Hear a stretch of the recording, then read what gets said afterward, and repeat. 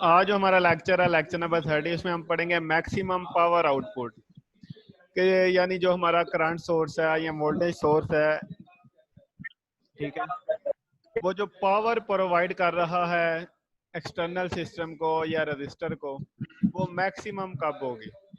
ठीक है, तो हमने मैक्सिमम पावर आउटपुट चेक करनी है। उसके बाद हम सिंपल और कम्प्लेक्स सर्किट देखेंगे और उसके बाद किरचॉफ्स फर्स्ट रूल। तो maximum power output, consider the circuit as shown in figure. The current flows through the resistor R. The charge lose their potential energy while moving from high to a low potential. हमने battery के साथ register को connect किया है, तो जब हम battery के साथ रजिस्टर को कनेक्ट करेंगे तो चार्ज फ्लो करेंगे। पॉजिटिव चार्ज के फ्लो करने की डायरेक्शन ये होगी, ठीक है, पॉजिटिव से नेगेटिव टर्मिनल की तरफ।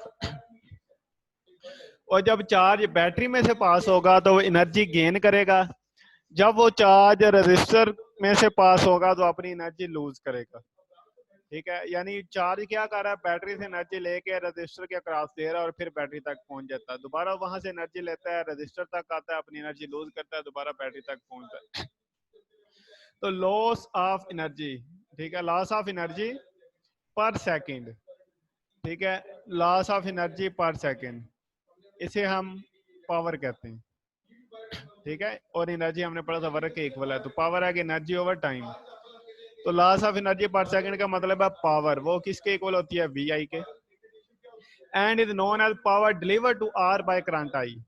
ठीक है, और जो पावर हमारे पास है एनर्जी पर सेकंड,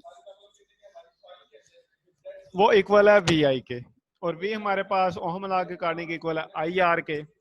तो पी हमारे पास आ जाएगा आई आर मल्टीप्लाई बाय आई, तो आ जाएगा आई स्क्वायर आर।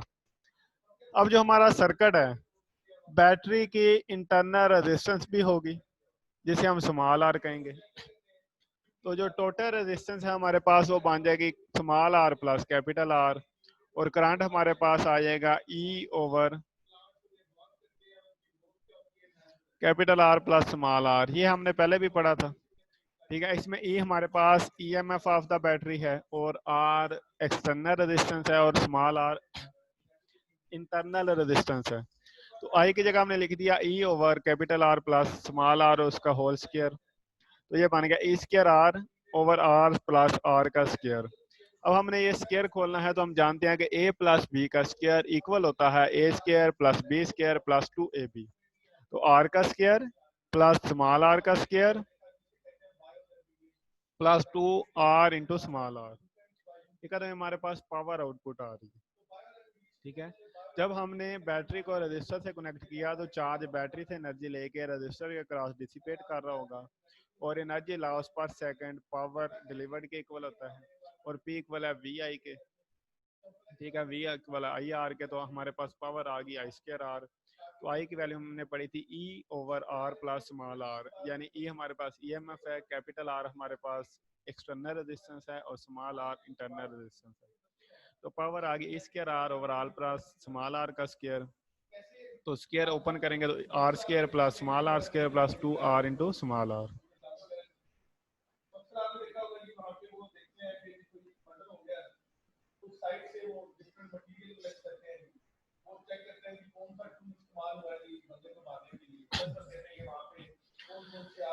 अच्छा, P E equal I square R over R square plus small R square plus 2r into small R. अब plus 2 capital R small R और minus 2 capital R small R, यानी 2 capital R small R हमने add भी किया है और minus भी किया है। ठीक है, तो ये हमने माइनस किया है, तो क्योंकि जब हम ये प्लस माइनस कर देते हैं तो इक्वेशन में कोई फर्क नहीं पड़ता। तो हम जानते हैं कि A square plus B square minus 2ab ये इक्वल होता है a माइनस बी का स्क्वायर। ठीक है, तो इसमें हमारे पास R square plus small R square minus 2r small R ये हमारे पास बन गया आर माइनस आर का स्क्वायर, और 2RR प्लस 2RR हो गया हमारे पास 4R इंटू स्मॉल आर। तो पावर हमारे पास आ गई E square capital R over are minus R का square plus 4R into small R. तो अब ये हमारे पास पावर है, तो हमने चेक करना है कि मैक्सिमम पावर कब होगी। तो इसका जो डिनोमिनेटर अगर हम देखें तो हमारे पास है आर माइनस आर का square plus 4R into small R. तो अगर कैपिटल आर और स्मॉल आर आपस में इक्वल हो जाएं तो ये टर्म जीरो हो जाएगी, और जो हमारा डिनोमिनेटर है यानी जिससे हम डिवाइड कर रहे हैं वो छोटा हो जाएगा। जब डिनोमिनेटर छोटा होता है तो ओवरऑल आंसर बड़ा हो जाता है। ठीक है, तो मैक्सिमम पावर कब होगी, जब ये जीरो हो जाएगा। ये जीरो कब होगा, जब कैपिटल आर और स्मॉल आर इक्वल होंगे। ठीक है, तो जब कैपिटल आर और स्मॉल आर हम कह रहे हैं इक्वल है, तो ई स्क्वायर कैपिटल आर की जगह स्मॉल आर, कैपिटल आर की जगह स्मॉल आर, कैपिटल आर की जगह स्मॉल आर। तो आर माइनस आर जीरो हो गया, तो ई स्क्वायर आर ओवर 4R का स्क्वायर, तो आर स्क्वायर से कैंसिल हो गया, तो पावर मैक्सिमम आ गई हमारे पास ई स्क्वायर ओवर 4R। तो this is the maximum output power delivered to a load resistance. ठीक है, तो जब हमारे पास इंटरनल रेजिस्टेंस और एक्सटर्नल रेजिस्टेंस इक्वल होंगे आपस में, तो जो पावर डिलीवर हो रही होगी या पावर आउटपुट होगी वो मैक्सिमम होगी। लेकिन जब ये आपस में इक्वल नहीं होंगे, ठीक है, तो पावर मिनिमम मैक्सिमम नहीं होगी बल्कि मैक्सिमम से कम होगी। अगर एक्सटर्नल रेजिस्टेंस इंटरनल रेजिस्टेंस से बड़ी है तब भी पावर मैक्सिमम नहीं होगी, और अगर इंटरनल रेजिस्टेंस एक्सटर्नल से बड़ी है तब भी पावर मैक्सिमम नहीं होगी। पावर मैक्सिमम कब होगी, जब दोनों आपस में इक्वल होंगे। ठीक है, तो ये बात हमने याद रखनी है कि मैक्सिमम पावर कब होती है, जब इंटरनल और एक्सटर्नल रेजिस्टेंस इक्वल हो जाएं, और उसका फार्मूला होता है ई स्क्वायर ओवर 4R। बेटा यहाँ तक बात समझ आ गई है?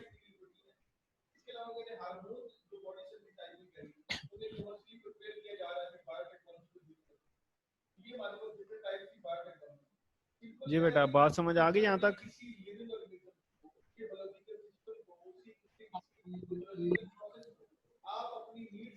सर मैंने बताया था आपको नेटवर्क का प्रॉब्लम है, सुबह से और मोबाइल डिस्कनेक्ट हो गया था। कहाँ से डिस्कनेक्ट हुआ था, उससे दोबारा कर लेते हैं। सर शुरू से डिस्कनेक्ट हो गया था, फिर अगले पेज पे जब आप पहुंचे थे तो फिर कनेक्ट हुआ। अच्छा, अभी ठीक है ना, चल रहा? Yes sir. तो चलें अभी दोबारा कर लेते हैं। तो हमारे पास है मैक्सिमम पावर आउटपुट। कि आउटपुट पावर यानी जो एक्सटर्नल रेजिस्टेंस को हम दे रहे हैं वो मैक्सिमम कब होगी। तो हमारे पास एक बैटरी है, उसको हमने रजिस्टर से कनेक्ट किया हुआ है। जब हम बैटरी को रजिस्टर से कनेक्ट करेंगे तो करंट फ्लो करेगा, यानी पॉजिटिव से नेगेटिव प्लेट की तरफ।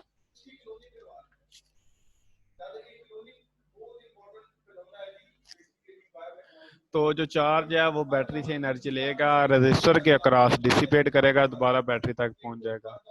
तो यानी ये रजिस्टर के अक्रॉस पावर डिलीवर कर रहा है। तो हमने चेक करना है कि पावर जो डिलीवर हो रही है वो मैक्सिमम किस पॉइंट पे होगी या कब होगी। ठीक है, तो हम कहते हैं जो एनर्जी लॉस ऑफ एनर्जी पर सेकंड है वो VI के इक्वल है, और इसे हम कहते हैं पावर डिलीवर टू आर। यानी जो एनर्जी वो आर के क्रॉस डिसिपेट कर रहा है, बेसिकली वो अपनी पावर उसे प्रोवाइड कर रहा है, एनर्जी उसे दे रहा है। तो P इक्वल है VI के, तो I इक्वल है V इक्वल आई आर के, तो P आ गया I स्क्वायर आर, और I हमारे पास इक्वल होता है E over capital R plus small R. इसमें जो हमारे पास स्मॉल आर है ये उसकी बैटरी की इंटरनल रेजिस्टेंस है। ठीक है, तो आई की जगह हमने लिखा E over capital R plus small R का स्क्वायर, तो ये आ गया E square R over R plus R का square, E square R over R square plus small R square plus 2R into small R. तो ये हमारे पास power आ गई। अब हमने ये तो पावर का एक जनरल फार्मूला है, हमने देखना है कि मैक्सिमम कब होगी।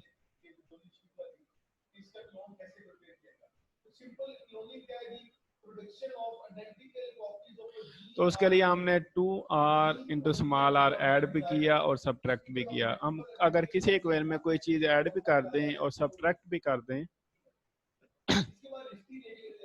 तो इक्वेशन पे कोई फर्क नहीं पड़ता।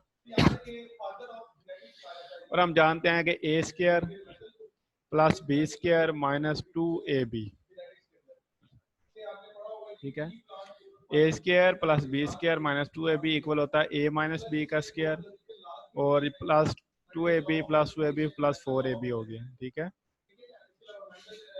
यानी हमने 2 capital R small R add भी किया और माइनस भी किया, तो R square plus small R square minus 2r into small R, ये हमारे पास हो गया r माइनस स्मॉल आर का स्क्वायर और 2r into small R plus 2 into R small R, ये हमारे पास हो गया 4r इंटू स्मॉल आर।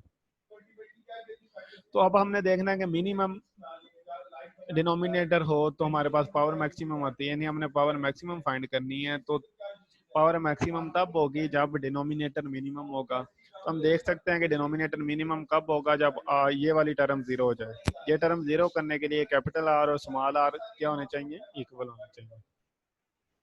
जब ये इक्वल हो जाएंगे तो हमारे पास डिनोमिनेटर मिनिमम हो जाएगा और पावर मैक्सिमम आएगी। तो कैपिटल आर की जगह हमने स्मॉल आर लिख देना है, इसकी जगह भी स्मॉल आर, इसकी जगह भी स्मॉल आर और इसकी जगह भी स्मॉल आर। तो आर माइनस आर जीरो हो गया, तो E square R over 4r square, R square से कैंसिल, तो ई स्क्र ओवर 4 आ गया, ठीक है। तो जिस पॉइंट पे या जब या जो हमारा सर्किट है उसमें इंटरनल रेजिस्टेंस और एक्सटर्नल रेजिस्टेंस इक्वल होंगे तो जो पावर है वो मैक्सिमम होगी, ठीक है। अगर वो रजिस्टर आपस में इक्वल नहीं है, बेशक इंटरनल ज़्यादा हो या एक्सटर्नल ज़्यादा, उस पॉइंट पे पावर मैक्सिमम नहीं होगी। तो ये फार्मूला याद रखना और ये आपको पता होना चाहिए किस कब आपस में इक्वल होते हैं, ठीक है। यानी पावर मैक्सिमम तब होती है जब इंटरनल रेजिस्टेंस और एक्सटर्नल रेजिस्टेंस इक्वल होंगे। अगर इक्वल नहीं है तो पावर मैक्सिमम नहीं होगी। जी बेटा, अभी बात क्लियर है? Yes sir. ठीक है, तो आगे हमारे पास है सिंपल और कम्प्लेक्स सर्किट। ये हम आज देखते हैं, उसके बाद बाकी इंशाल्लाह कल पढ़ेंगे। तो सिंपल सर्किट क्या होते हैं जी? ऐसा सर्किट जिसमें रजिस्टर एक से ज्यादा हो सकते हैं लेकिन सिंगल बैटरी होगी, ठीक है। Simple circuit consist of more than one register, उसमें रजिस्टर एक से ज्यादा हो सकते हैं बट सिंगल वोल्टेज सोर्स, लेकिन जो वोल्टेज सोर्स है वो सिर्फ एक होगा। यानी बैटरी या जो हमने सोर्स लगाया वो सिंगल होगा, रजिस्टर ज्यादा हो सकते हैं। तो अगर हमने सिंपल सर्किट को सॉल्व करना है, सॉल्व करने का क्या मतलब है कि हमारे पास जो डिफरेंट कंपोनेंट लगे हुए हैं, रजिस्टर हो सकता है, कैपेसिटर हो सकता है, उसके अक्रॉस हमने वोल्टेज ड्रॉप निकालना है, हमने रेजिस्टेंस की वैल्यू निकालनी है, ठीक है। बैटरी के वोल्टेज क्या है, वोल्टेज डिलीवर क्या हो रहे हैं, करंट क्या है, इसे हम कहते हैं सॉल्व करना, ठीक है। यानी हमारे पास जो सर्किट डायग्राम दी गई है उसमें हर कंपोनेंट के अक्रॉस वोल्टेज ड्रॉप, करंट और रेजिस्टेंस की वैल्यू फाइंड करने को हम कहते हैं जी हमने सर्किट सॉल्व कर लिया, ठीक है। तो जो सिंपल सर्किट है उसको ओहम लॉ यूज करके या सीरीज और पैरेलल कॉम्बिनेशन के जो फार्मूले हमारे पास उसको यूज करके हम फाइंड कर सकते हैं, सॉल्व कर सकते हैं। अब कम्प्लेक्स सर्किट क्या है? कम्प्लेक्स नेटवर्क ऐसा इलेक्ट्रिकल सर्किट होता है जिसमें रजिस्टर भी एक से ज्यादा होते हैं और बैटरीज भी एक से ज्यादा होती हैं, ठीक है। अब ये जो आपको डायग्राम नजर आ रही है, देखें इसमें हमारे पास 1 2 3 4 5 6 7 रजिस्टर हैं, ठीक है। बेसिकली है क्या, ये बैटरी के साथ कनेक्ट है, उसे हम कह सकते हैं, ठीक है। एक्सटर्नल रजिस्टर हमने कितने लगाए हुए हैं, 1 2 3 और 4, और 2 हमारे पास, बल्कि 3 हमारे पास ये बैटरी के इंटरनल रेजिस्टेंस को शो कर रहे हैं। और इस तरह इधर देखें 1 2 3 और 4, हमारे पास 4 बैटरीज हैं, ठीक है। सर्किट में हमारे पास 4 बैटरीज हैं और एक्सटर्नल रेजिस्टेंस भी हमारे पास 4 हैं। तो ऐसा जो सर्किट है इसे हम कहते हैं कम्प्लेक्स नेटवर्क, ठीक है। अगर सर्किट में एक सोर्स है, वोल्टेज सोर्स, तो हमारे पास सिंपल सर्किट होता है, उसे सॉल्व करने के लिए ओहम लॉ और simple series parallel combination use कर सकते हैं। लेकिन अगर रजिस्टर एक से ज्यादा हैं और वोल्टेज सोर्सेज भी एक से ज्यादा हैं, तो ऐसे सर्किट को हम कहते हैं कम्प्लेक्स सर्किट या कम्प्लेक्स नेटवर्क। तो ऐसे सर्किट को सॉल्व करने के लिए हम किरचॉफ्स रूल यूज करते हैं। ठीक है। When an electrical circuit consists of number of resistance and number of electrical voltage sources, then such circuit is called complex network. और ऐसे नेटवर्क को सॉल्व करने के लिए हम किरचॉफ्स रूल यूज करते हैं।